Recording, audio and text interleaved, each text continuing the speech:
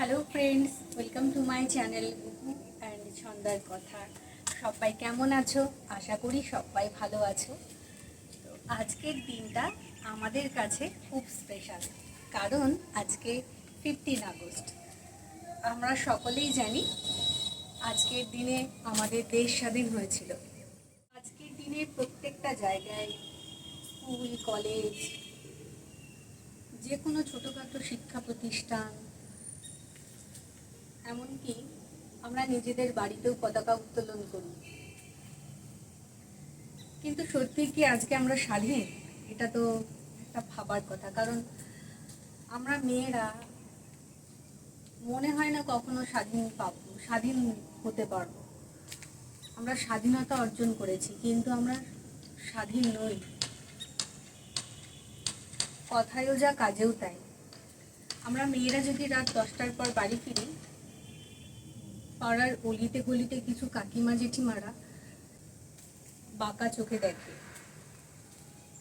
আমরা হয়তো অনেকেই গলাবাজি করে বলবো, মানে বলে থাকি, আমরা সামনে একরকম বলি কিন্তু পিছনে কিন্তু আর একরকম কথা বলি। আমরা কিন্তু খুব কম মানুষ আছি যারা আজকের দিনটাকে অন্যভাবে সেলিব্রেশন করি, যেমন নাচ, গান, দেশাত্মবোধক, আর তার সাথে কবিতা, ছোটোখাটো ইত্যাদি ইত্যাদি কিছু দিয়ে কাটাই। আমরা প্রত্যেকটা জাতির কাছেই যদি একটু মানবিকতা বিকিয়ে দিই, মানে মানবিকতাটাকে তুলে ধরি, তাহলে মনে হয় কিছু কিছু প্রাণ বেঁচে যাবে। এখনকার দিনে তো ডাক্তার, শিক্ষক, এরাও বাচ্চায় না। আশ্চর্য লাগে, যারা স্বাধীনতা স্বাধীনতা বলে চিৎকার করে বেড়ায়, আজকে তাদের গলাতেই জোর নেই। তারাই কেমন যেন স্তব্ধ হয়ে গেছে। এগুলো ভাবলেই ভীষণভাবে খারাপ লাগে। খারাপ না, লজ্জা হয়, নিজের মাথাটাকে নিচু করে ফেলতে ইচ্ছে করে। আমরা তো খুব সাধারণ মানুষ,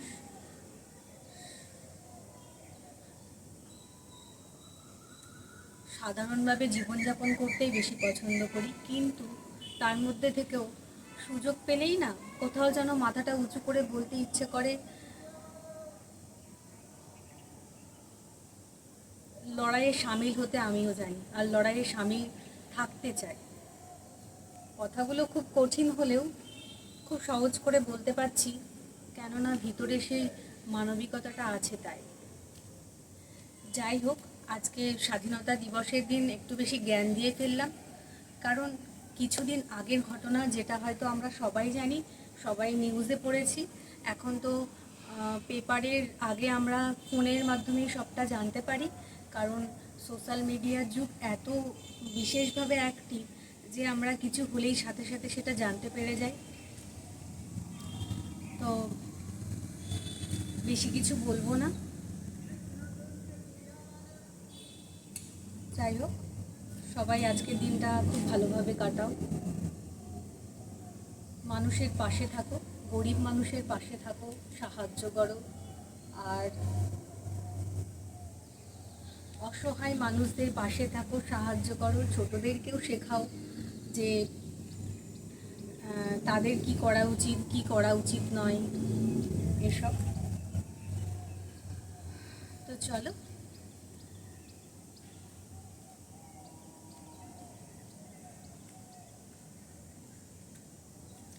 যাই হোক,